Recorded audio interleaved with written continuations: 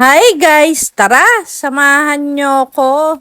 At nagpunta nga pala kami dito sa Kusina Bernardo na located sa Angel Fields Nature Sanctuary, Purok 5, Pasong Langka, Silang Cavite, Tagaytay, Santa Rosa Road, Silang. At kung hanap mo nga ay ang place na kung saan sulit para sa iyong bagets at para makapag-relax-relax ka din paminsan, ay perfect nga dito. Nakita ko nga lang din pala ito sa isang vlog at talaga namang nagustuhan ko na nga agad na puntahan. Mabuti na nga lang at holiday today, kaya natuloy na nga ang plano naming pag-visit dito. May kalayuan lang din kasi talaga ito from 13 to Santa Rosa Road, Tagaytay. At kung nature lover ka nga, punta ka na dito, for sure magugustuhan mo nga ang place na ito. A quiet place with a clean and fresh air.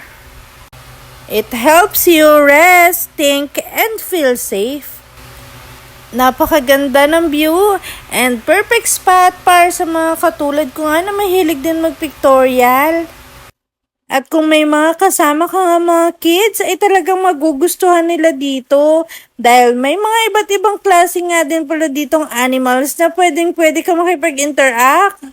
At sa mga katulad nga naming trentahin, ay tamang walking trip na nga lang muna kami. Yung ganito kalawak at kaganda na place ay sulit talagang dayuhin. Ayaw mo nun. Nung hindi mo akalain na may ganito pala kagandang lugar. And it's our first time to visit here, kaya talaga namang amazed na amazed kami. More on plants and trees nga pala dito. And syempre, nakita na nga namin ang napakadami nilang chicken. At nagulat nga din ang aming bulinggit sa dami nito. Picture taking and ikot-ikot na kami ulit. Sa lawak nga ng kanilang place ay talaga namang mapapaselfie ka ng madami. At meron nga din pala silang malalaking turtles na nandito. At inform ko nga lang pala kayo, kapag magbi-visit kayo dito, you need to spend 500 pesos per persons dito sa restaurant nila para makapag-interact kayo sa mga animals. At kung 2 years old naman ang baby mo, ay free na nga.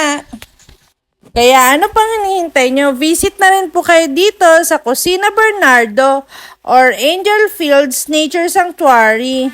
Ingat! Bye!